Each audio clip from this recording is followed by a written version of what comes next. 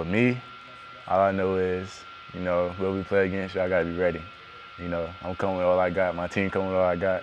We're not gonna take it lightly. So, be ready.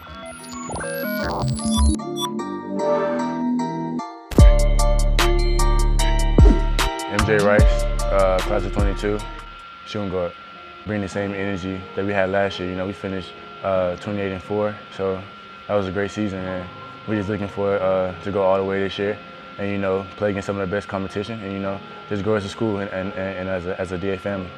Tim McKenna, head boys basketball coach and director of alumni engagement. Well, coming off of 28-4 and Final Four season last year, my expectations for this team are to pick up right where we left off. We return 8 guys from that team, and I think we've got a good nucleus of young players and some veterans who will allow us to build upon that success. I think we're trying to make sure that we develop our bench so we can be a little bit deeper come December and January. But we're excited about where we are after a week's worth of practice, and looking forward to a great season. Coach McKenna's coaching philosophy, he's very passionate. He's here day in and night out with us, trying to get us to be the best players we can be. And he's working on us, by explaining, he's doing drills with each of the coaches, and we're scrimmaging more this year, so he's been doing good so far. Well, this is my 26th year coaching high school basketball, and it's changed throughout the years based upon the talent that we have, and I think this year's team will pick up a lot where last year was. We'll be able to spread the floor. We've got good shooters. We've got guys that can get to the basket and create their own shot, and we've also got a team that I think defensively will be one of the better teams in the area.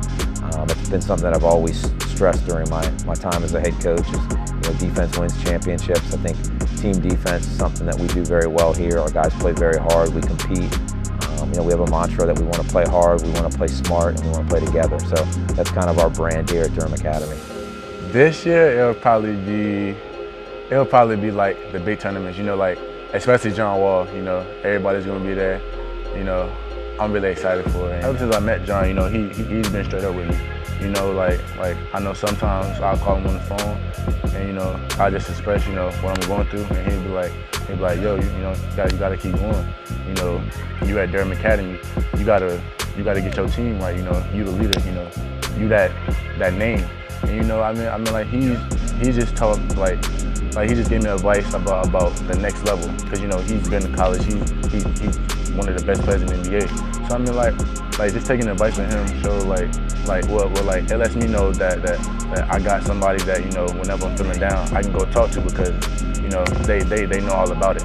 And he's just giving me great advice. That's a big bro. I appreciate him a lot. And, I hope he can come down, see one of my games this year. I know he's gonna be in the John Wall though, but.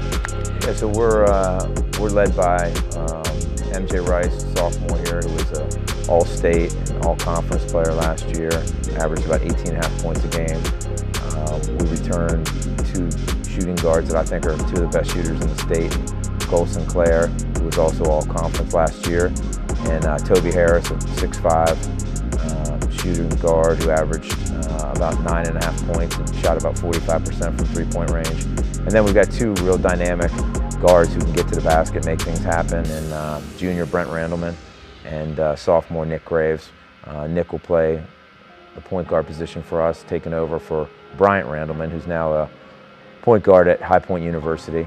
And then we've got Davis Beischer, who's kind of our glue guy, returning. This is an area that I think he'll really be able to contribute and help. We'll be keeping us together and doing a lot of the dirty work for us this year. Like as a kid, I never thought I'd be in this situation. So it's a dream come true to even be named one of the top players in the country.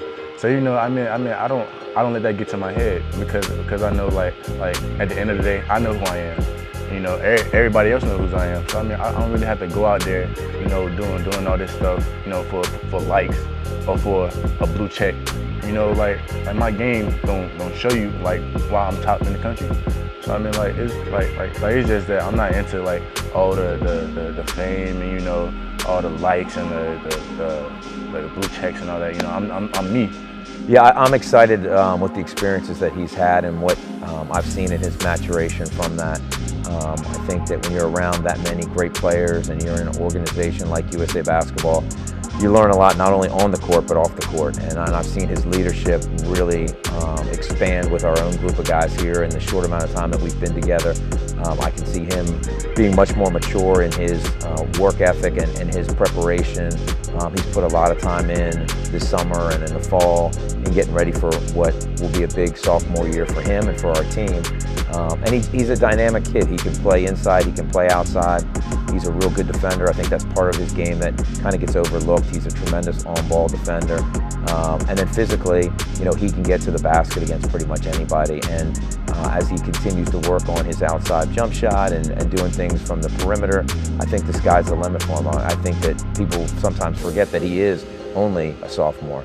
And you come watch us play, or you come see him play in an AAU event or with USA Basketball, sometimes that gets lost. And I think he is way ahead of where a lot of other guys I've seen at his age are, and I think that he's going to have a tremendous year for us.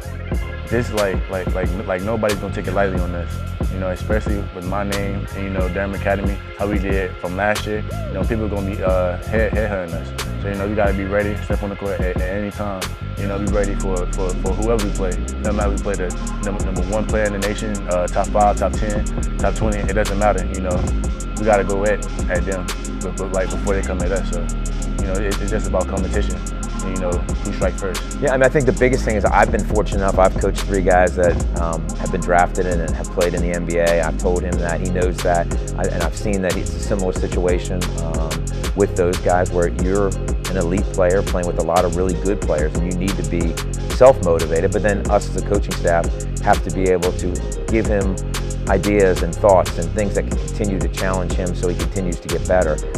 You know, one of the things that I won't let any of our guys do, MJ or any of our other players, is become complacent. You know, we expect our guys to come in here and work hard, give their utmost attention to what we're doing, utmost effort, and he does that day in and day out. And I think that if he continues to do that, you know, that top 10 ranking could be, you know, top 5 ranking. And like I said earlier, I really think that for him, the sky is the limit. He's got so much room to still grow, but he's so advanced in so many things that I think it's going to be exciting to coach him here for the next 3 seasons.